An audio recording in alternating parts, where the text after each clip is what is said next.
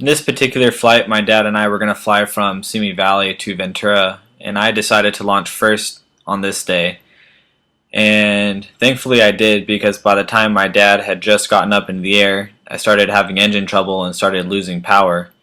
And so the beginning of this video is not going to have any music because I want you to actually listen to the RPMs of the motor and what it sounds like at full throttle, so you can compare it to later on in the video.